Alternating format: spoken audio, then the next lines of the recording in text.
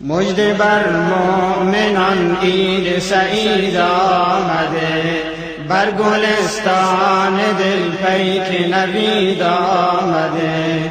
مژده بر مؤمنان عید سعید آمده، بر گلستان دل. نمازهای عید یعنی عید رمضان و قربان نزد اهل سنت 2 رکعت است و طریقه ادای آن چنین است: اولا نیت که جای آن قلب است، یعنی با دل قصد میکند که 2 رکعت نماز عید قربان یا عید رمضان همراه امام میگذارد. بعد از تکبیر گفتن امام، یعنی تکبیر گفتن امام برای تحریمه، تکبیر گفته دستها را بندد و بعد از ثنا، یعنی بعد از خواندن سبحانك اللهم، امام 3 بار تکبیر گفته دستها را برابر گوشها می بردارد و مقتدی نیز پیروی کرده بعد از هر یک تکبیر امام تکبیر گفته دستهایش را برابر گوشها می بردارد. بعد از آن امام به مثل دیگر نمازهای فرض سوره فاتحه و ضم سوره کرده رکوع و سجده می کند و به رکعت دوم برمیخیزد.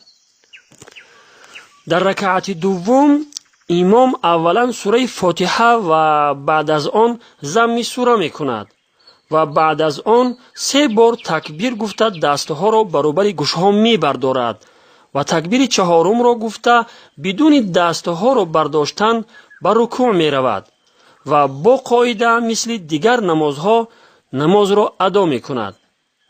مقتدی در همه حال امام را پیروی می کند مگر وقتی قرائت سکوت می کند. خلاصه این است که نماز عید مثل دیگر نمازهای 2 رکعتی ادا کرده می شود.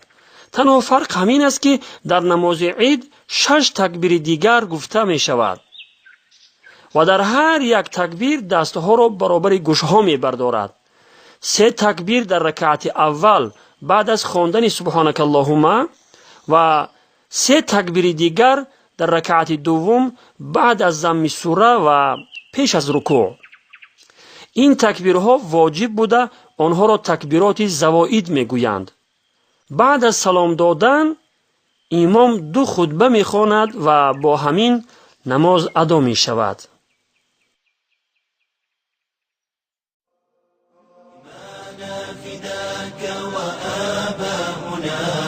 وأبناؤنا يا رسول الهدى نذرنا لأجلك أرواحنا فما غيرك اليوم من مفتدى.